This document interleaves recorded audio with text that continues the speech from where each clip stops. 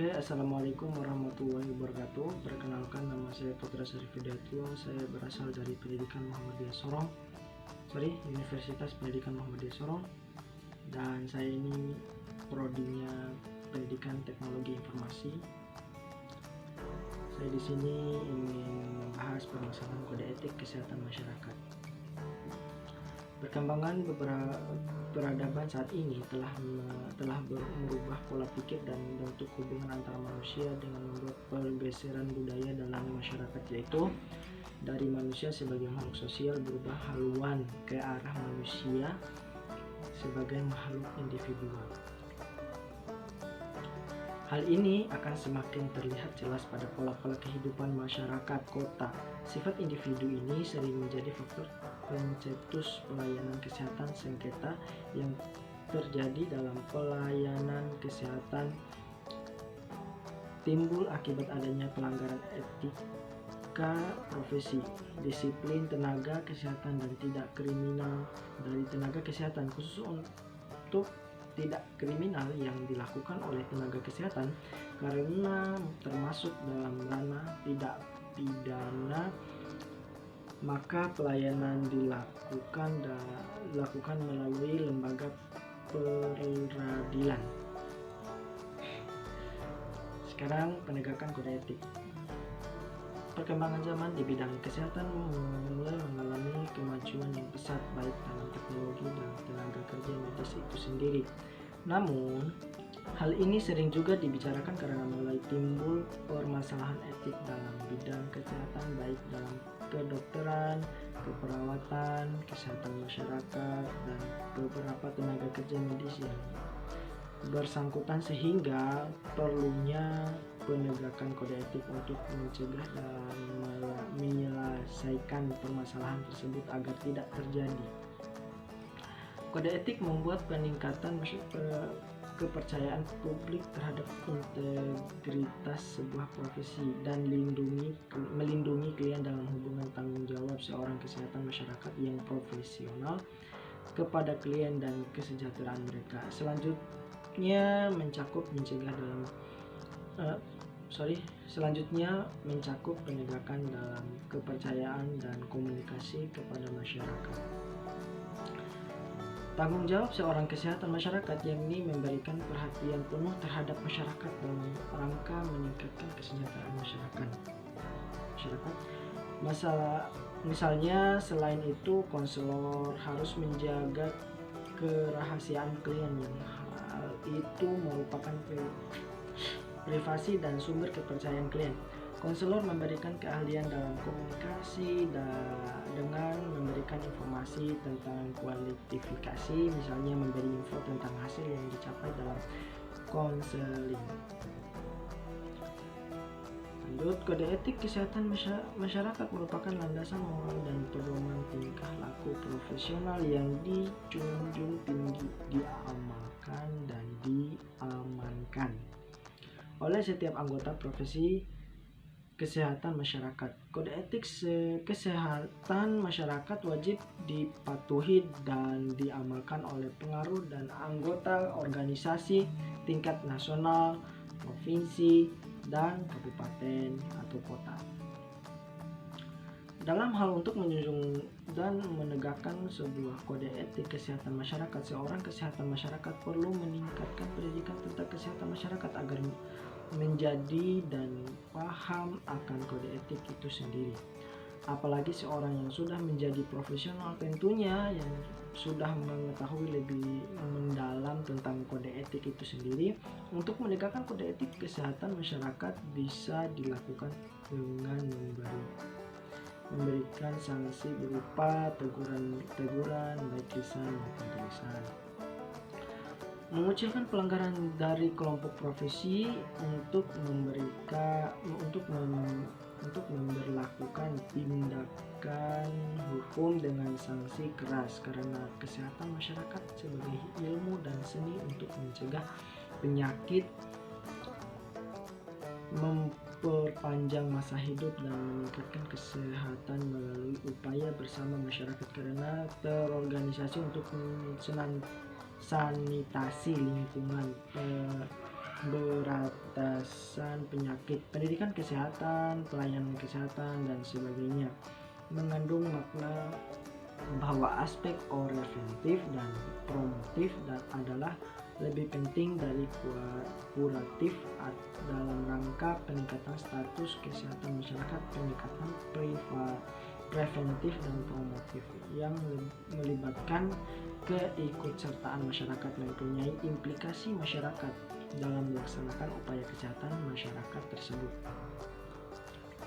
Lanjut ke faktornya, kode etik menjadi tidak tepat apabila hanya berisi peraturan-peraturan terhadap faktor yang menghambat jalannya pelaksanaan kode etik itu. Penghambatnya itu yang pertama, faktor kekeluargaan. Sifat kekeluargaan adalah memberikan perlakuan yang khusus kepada anggota keluarga, namun perlakuan berbeda dalam diberikan kepada yang bukan keluarga. Hal ini melanggar profesional kode etik yang seharusnya memberikan perlakuan yang sama terhadap kliennya. Pengaruh jabatan. Karena pengaruh jabatan, terkadang seorang sarjana kesehatan masyarakat memberikan pelayanan yang lebih istimewa terhadap seorang klien dibandingkan dengan klien yang lainnya. Yang ketiga, pengaruh konsumerisme.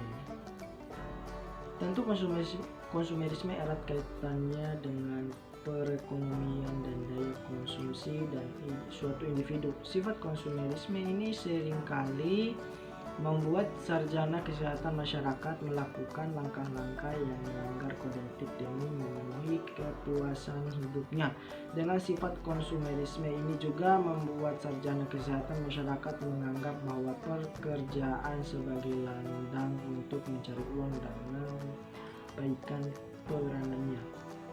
Yang keempat, profesi menjadi kegiatan bisnis. Seorang yang telah memiliki profesi pasti mengetahui bahwa profesi berbeda dengan kegiatan bisnis. Tujuan bisnis dan profesi sangatlah berbeda. Tujuan bisnis adalah untuk mendapatkan keuntungan, sedangkan tujuan profesi adalah untuk memberikan layanan kepada masyarakat.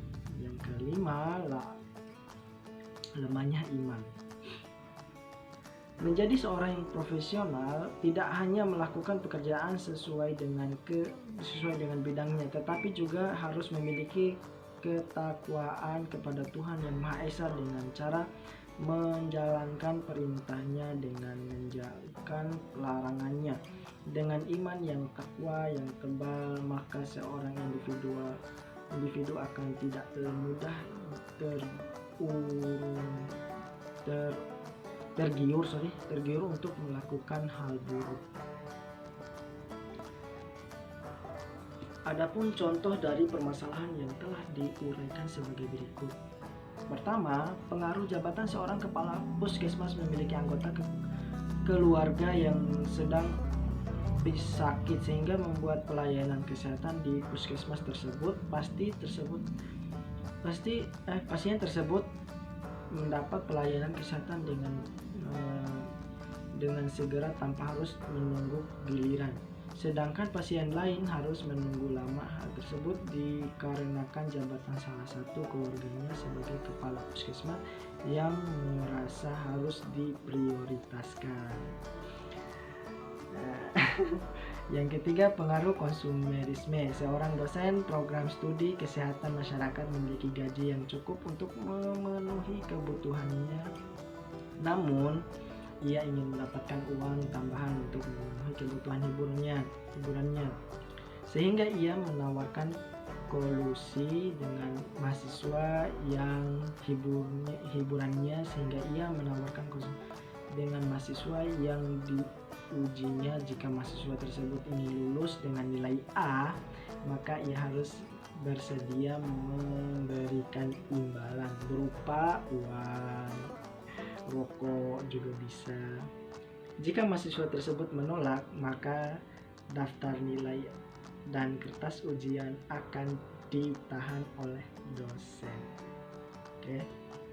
Yang ketiga, karena lemahnya iman seorang yang menjabat sebagai kepala rumah sakit melakukan tindak kriminal seperti pelanggapan uang. Hal ini menjadi karena ia memiliki iman yang lemah sehingga mudah tergoda untuk melakukan tindakan tersebut demi mendapatkan keuntungan yang lebih besar. Peradilan dalam profesi. Presentasi yang diberikan kepada pelayanan kesehatan yang berindikasi medis sebagai bentuk upaya maksimal. Ilmu kesehatan dan kedokteran bukanlah ilmu pasti yang bisa memberikan jaminan hasil pasien untuk keluarga pasien datang ke tenaga kesehatan untuk mendapatkan pengobatan dengan harapan sembuh dari penyakitnya. Di sisi lain, tenaga kesehatan hanya bisa mengusahakan berdasarkan ilmu kesehatan dan kedokteran untuk meringankan, mengupayakan penyembuhan, bukan memberikan jaminan kesembuhan. Dengan kata lain, hasil dari proses pengobatan yang dilakukan tenaga kesehatan tidak dapat dipastikan, namun demikian bukan berarti pengobatan yang dilakukan oleh tenaga kesehatan tanpa dasar, tetapi didasarkan oleh keilmuan medis. Oleh karena pemerintah bersama-sama dengan ikatan profesi dalam menjamin kualitas layanan membuat berbagai standar yang dijadikan acuan dalam memberikan pelayanan terhadap pasien. Kesalahan yang sering muncul dilakukan oleh tenaga kesehatan yang praktek adalah kadang memberikan tawaran kepada pasien dengan berbagai fasilitas pelayanan seolah-olah akan memberikan memberikan jaminan hasil atau kepastian terhadap pengobatan yang dilakukan. Hal semacam inilah yang kadang akan menimbulkan sengketa dikala akhirnya tidak sesuai dengan yang ditawarkan. Memang benar tidak selamanya pelayanan kesehatan bernuansa upaya maksimal, namun akhir-akhir ini ada juga yang bernuansa hasil terutama pada pasien tanpa indikasi medis seperti pelayanan kosmetik dan estetika. Pada umumnya pelayanan kesehatan merupakan upaya dengan niat baik untuk memberikan pertolongan, meringankan penderitaan dan mengupayakan kesembuhan berdasarkan standar kompetensi dan standar operatif prosedur. Oleh karena itu, lebih terjadi efek samping atau hasil yang tidak sesuai dengan harapan bukanlah suatu tindak pidana, sehingga bila terjadi sengketa dapat diselesaikan melalui proses mediasi. Konflik pelayanan kesehatan dan yang dikarenakan pasien atau keluarga pasien menganggap dirugikan atau mengalami risiko medis, maka penyelesaian bukan melalui tuntutan pidana atau gugatan perdata melalui diproses sebagai sengketa medis yang diselesaikan melalui mediasi medis atau peradilan khusus kesehatan yang bersifat ad hoc tanpa campur tangan peradilan umum dari aparat penegak hukum umum. Lanjut ke B, mediasi sebagai bagian upaya menuju masyarakat sejahtera. Istilah hukum memenangkan gugatan dan lain sebagainya dalam suatu putusan lembaga peradilan merupakan istilah yang bermakna negatif sebagai pihak yang menerimanya dan bagi orang yang mencari keadilan. Misalnya kasus gugatan keluarga pasien melawan rumah sakit dengan berbuat melawan hukum karena anggota keluarganya meninggal akibat dugaan malpraktek. Dalam persidangan karena tidak terbukti melakukan perbuatan melawan hukum, maka putusan pengadilan menolak gugatan penggugat dan menghukum gugatan membayar biaya perkara. Hal ini menggambarkan bahwa pihak mencari keadilan dapat dihukum dan dapat dituntut kembali melalui proses mediasi, dan masing-masing pihak sadar akan manfaat serta kepentingannya terjaga.